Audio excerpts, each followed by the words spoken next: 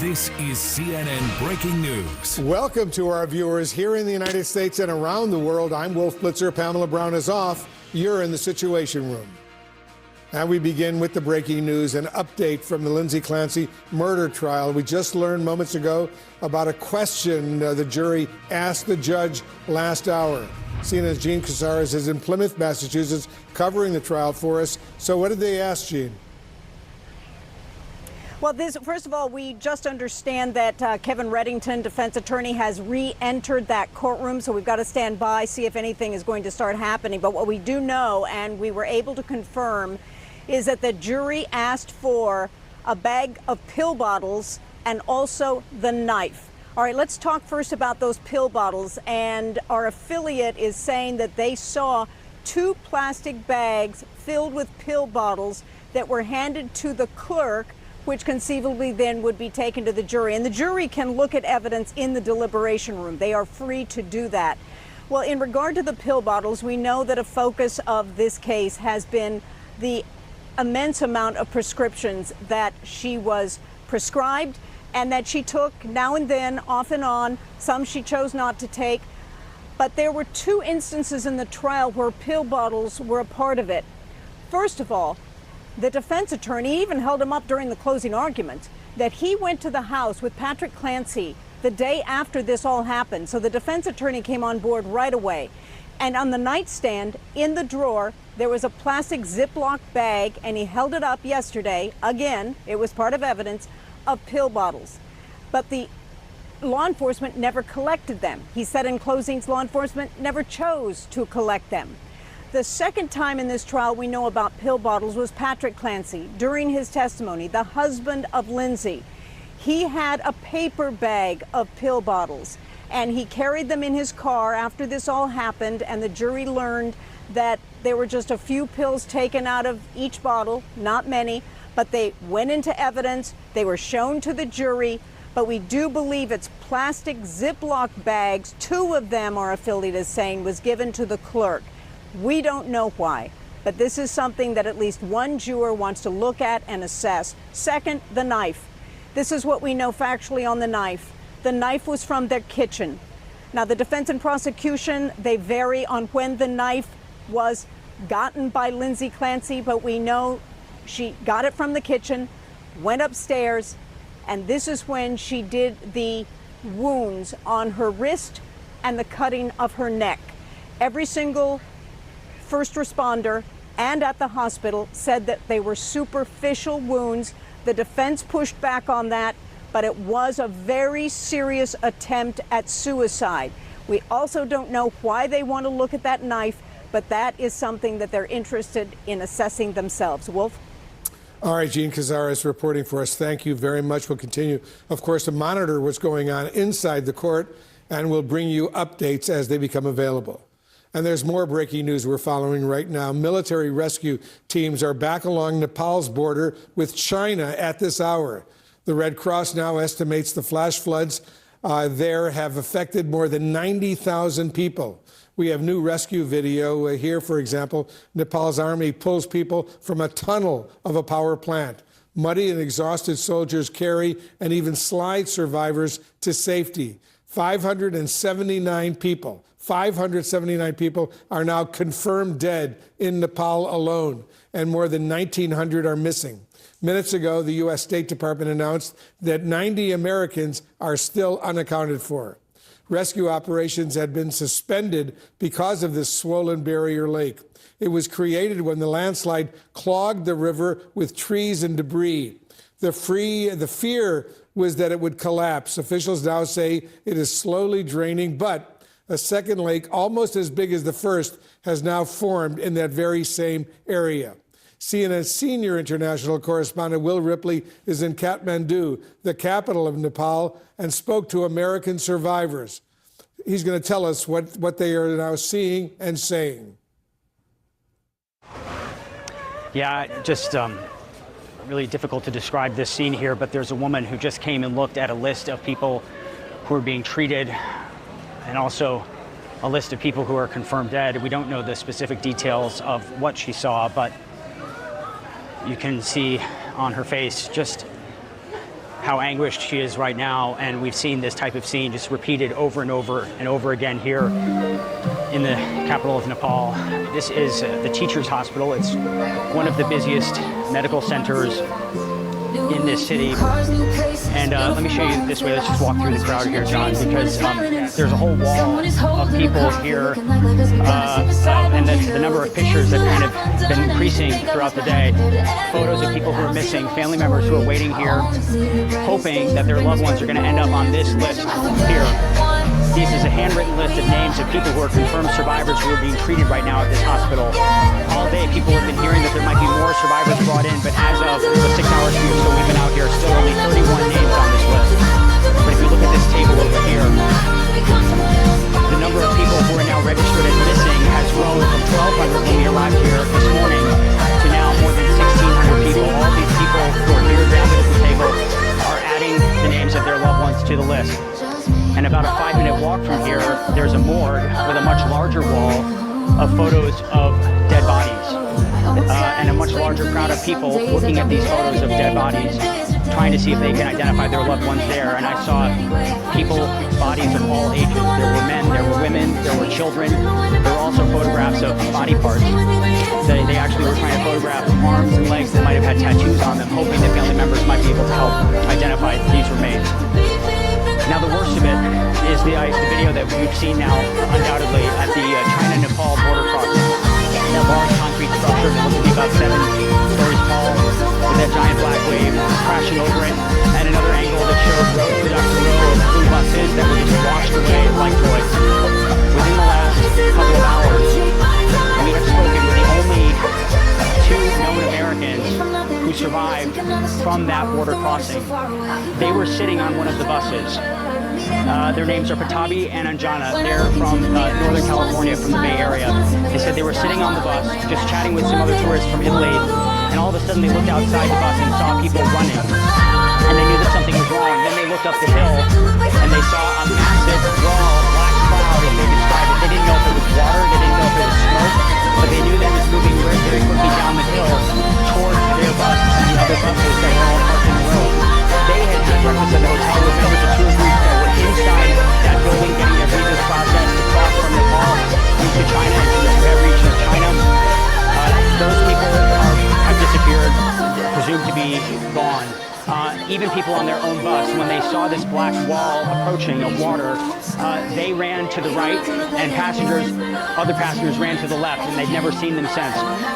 But they ran up a hill, and they were able, just sparing a matter of seconds, to be able to get to a vantage point where they could then turn around and watch the horror that was unfolding beneath. Here's a portion of that interview that we just did. Please take a look. So the way it came just like a tsunami. It just came going all the way up. And just like a tsunami, how it sweeps going like a row, it just took the buses, the vans, houses, people, everything. We saw people just getting sucked in the water. It was so traumatizing to see that. People are screaming, but of course water doesn't hear anything. It just kind of sucked them in. I don't know if they were thrown away somewhere in the shore, but then this happened. It was just a span of 30 minutes. In 30 minutes, everything was swept and gone. They don't know exactly how they did it, but they crawled and climbed and ran their way up that hill along with a small group and a local tour operator who they say really saved their lives because he told them where to go higher and higher up the hill. They didn't have a cell signal, so they had no idea what was happening until at one point they did briefly have a cell signal. And at this point, they still didn't know if the flood was over, if there was going to be another event. But what they did when they had a brief cell signal is they picked up the phone and they called their daughter. And in that 60-second phone call, while they had a cell phone signal, they gave their daughter all of their passwords for their accounts because they thought that they might not survive. And they wanted her to have all the information that she needed so that she could do what needed to be done if they didn't make it home. And they told her they love her and to please take care of their younger son, her brother, who's in the Boy Scouts. And then the call got cut off. But they've now survived, and we have much more of this interview with them. We had a long conversation with them. Just extraordinary and harrowing to hear the details of how they survived. Will Ripley reporting for us. What a heartbreaking, awful story. find out how you, yes, you can help Nepal's flood victims. Simply go to CNN.com/impact and you will learn more. Still ahead, a bombshell report from Florida. Grand jury is reportedly accusing the state of Florida of funneling millions of taxpayer dollars into political campaigns. I'll ask Democratic Congressman Debbie Schultz about the allegations and a situation in a special report. The silent mental health crisis underway right now inside the U.S. Navy and the culture that keeps so many sailors from getting out.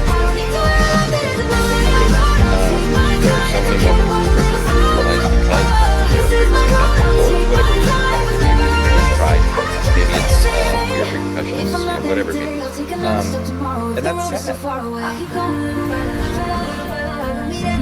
Have I got news for you?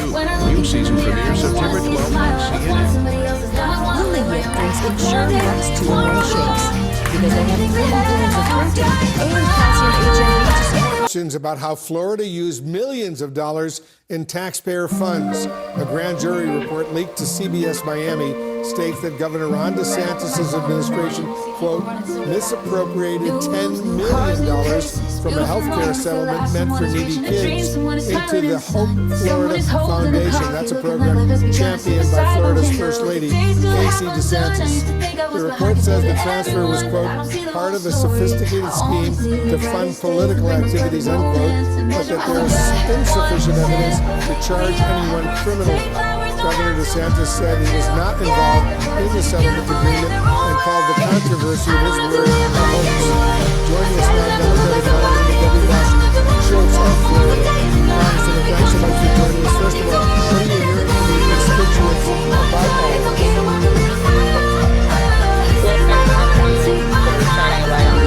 My constituents are and have been outraged that DeSantis, Moody, who is now our U.S. Senator, and Otmire, who was rewarded from being DeSantis' chief of staff and is now our Attorney General, they literally robbed taxpayer funds meant to provide health care to poor children and funneled it into dark money political campaigns, including PACs controlled by Otmire and the Republican Party of Florida.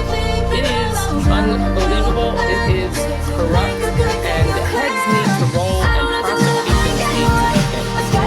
As you know, several Florida Democrats are now pointing to this scandal to argue that some Republican officials in your Sunshine State are corrupt or should not be reelected. But this grand jury report leaked to CBS Miami finds there is not enough evidence, at least not yet, to charge anyone. So is that really a fair line of attack? Well, absolutely. If you look at the grand jury report, it really draws a direct line to Otmire, who was Governor DeSantis' chief of staff. He signed off on funneling these taxpayer funds meant to pay for health care for poor children to fund the governor's political campaign to defeat a medical marijuana amendment. That money went to dark money political activities and the Republican Party of Florida. Ron DeSantis, Senator Ashton Lee, and Attorney General James Otmire need to testify. They should have testified in front of the grand jury. I'm not sure why the grand jury didn't call them, but the state attorney in Leon County needs to begin prosecutions, and there are many more heads that need to roll, but let's just let this sink in. Ron DeSantis, Senator Ashley Moody, and James Otmire signed off on and were responsible for taking health care from poor children and letting it to be used for fighting their own political wars instead of making sure that we could keep poor children healthy. It's sickening. And I mean, the roads, the lines clearly lead directly to them. And now Ashley Moody and James Otmire are asking voters to reward them. They need to be defeated at the ballot box this November. They're both up for election. Neither of them have been elected to either of the posts that they hold now, and they need to be defeated. And they need to be prosecuted. On that issue, the Florida Republican Senator Ashley Moody, who's running for re-election against Democratic Socialist Angie Nixon, is defending her past role as Florida's Attorney General in this settlement. Moody says that during this, quote, political season, her words, there may be a tendency to misrepresent the facts, end quote. The other officials you name checked are also defending their handling of this situation. What's your response to what they're saying? I mean, first of all, I don't know how you could suggest that there's a political bent to a grand jury report. The grand jury clearly says these funds were, they used the term misappropriated. I'll use the term stolen because we're talking about funds coming from a corporation that were paying restitution, basically paying back the state because they overcharged for prescription drugs and they owed the state $67 million. They took $10 million of the direction of DeSantis, Meyer, and Moody and their underlings and funneled it into fraud, which funneled it right into dark political action committees so that they could defeat a constitutional amendment on the ballot. That is illegal, it is unlawful, it is unacceptable, and they are responsible and they need to be held accountable for it through prosecution and certainly held accountable by the voters who should not reward them with continuing in public office. And speaking of the upcoming midterm elections on November 3rd, you have not yet endorsed the Democratic candidate, Angie Nixon, in the Florida Senate race since she upset Alex Vindman in the primary. You previously supported Vindman as well. Do you now plan to back Nixon, and if not, why not? I'm focused on making sure that Jeff Jason can become Speaker of the House and win a Democratic majority. As you know, DeSantis rigged our House congressional maps on the constitutional mid-decade redistricting. They tried to take away 4 seats from us, and I want to make sure that my incumbent colleagues, Jared Moskowitz, Darren Soto, and Kathy Castor, and the open Florida 22 seat they're re-elected, and a Democrat is elected in 22. I certainly want to see Ashley Moody defeated. Angie Nixon ran a great campaign, very grassroots, door-to-door, neighbor-to-neighbor, and we need to make sure that Ashley Moody is not returning to the office. All right, Democratic Congresswoman Debbie Wasserman Schultz, as usual. Thank you very much for joining us. Up next, a battle over free speech. Journalists fired from the Americans Independent newspaper. We're now suing the Pentagon. I asked one of them why she's taking the defense secretary to court. You've spent a